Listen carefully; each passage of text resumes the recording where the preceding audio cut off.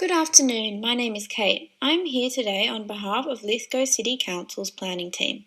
For the next 5 or so minutes, I would like to discuss with you some exciting new software that we have been working with and show you how it will help us in the future of Lithgow City planning. If you have any questions, please feel free to ask me after this presentation. So to begin with, I will provide you with an overview and background into the project. This study has been conducted in order to review the current land use distribution of the Lithgow region. This particular presentation, however, is specific to the residential area bounded by Mort Street to the north, Eddy Street to the east, Baronia Street to the south, and Wentworth Street to the west. As per the current slide, the aim of the project was to undertake a spatial analysis process in order to suggest recommendations for better planning and property outcomes, and to calculate the population and dwelling density in order to observe the current land use distribution. The objective of the project was to outline the current land use distribution of the subject area, having regard to the surrounding locality. This slide shows the outline of the site which I am referring to. The method that was undertaken during this project was firstly to collect information from the 2011 ABS census, along with area photographs of the site. This data was then overlaid in GIS in order to reveal new information regarding the land use distribution. Further information was then determined by understanding and studying the parcel distribution. Together, this information helped in providing recommendations for improving better planning and property outcomes. So there is no need to go into too much detail about Lithgow as we all know its location. Well, I hope we do as we all live here, but it is interesting to note that the current population of Lithgow City is 5,651 people. As per the image on the slide, the area surrounding the site is composed of a mix of traditional detached dwellings, industrial sites and national parklands. Within the 80,194 square metre site that we are focusing on today is detached dwellings. The number of residents that live in these dwellings is 198 people.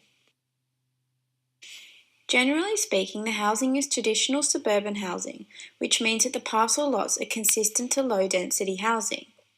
Majority of the parcel lots are rectangular in shape. They have generous rear and front gardens with modest detached dwellings. The graphs below on this slide indicate the distribution of land uses throughout the site and provide an example of a typical parcel of land.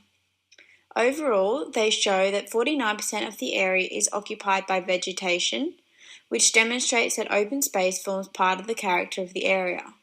Built features together occupy 20%, with paved surface and transportation occupying the remaining 31%.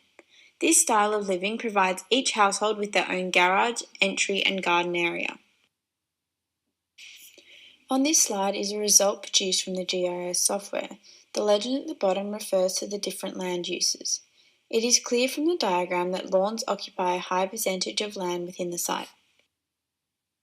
So as per the table below, the study revealed that there is a high demand for lots between 526 square metres and 747 square metres.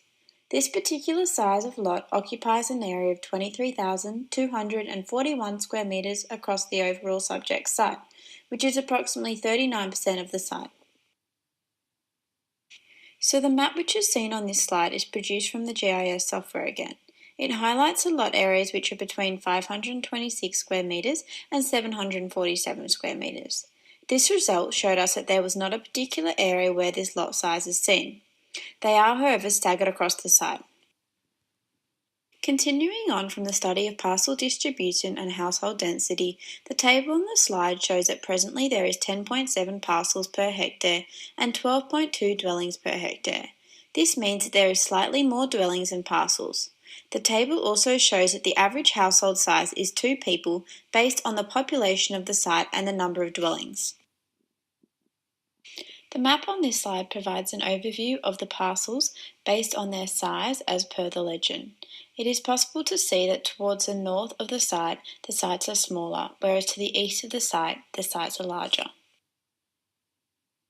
So now on to the exciting part, that is, what can Lithgow City do for future planning and development? Here are some suggestions which we hope to review further after this presentation. Number 1, increase the variety of residential detached dwellings. Currently, the average household size is 2 residents per dwelling. In order to cater to a greater variety of purchasers such as young working families and residents looking to downsize, provision should be introduced to encourage amalgamation of lots. Typically, lots over 800 square metres should consider amalgamation in order to allow for multi-storey developments. Recommendation number 2. Introduce a variety of land uses. Lots within Site A which face Mort Street should be rezoned to allow for medium density development, as seen below in the map. This would result in multi-storey development of 3 to 5 stories with basement car parking and possible commercial or retail premises at street level. This will increase the population density by double what it is currently within Site A. Recommendation number 3. Community benefits. It is suggested that the area between Winton and Eddy Street be considered for rezoning to either commercial or special use such as school or childcare. The chosen position would benefit from rezoning, seeing as it has street access from 3 sides and is centrally positioned around the surrounding residential dwellings for the subject site. Introducing such development will in turn increase the livability of the area and will attract more residents, hence increasing the value of dwelling prices. And recommendation number 4, green impact. At present, over half the subject site contains green space. Maintaining this amount of green space will reduce the necessity of increasing stormwater management.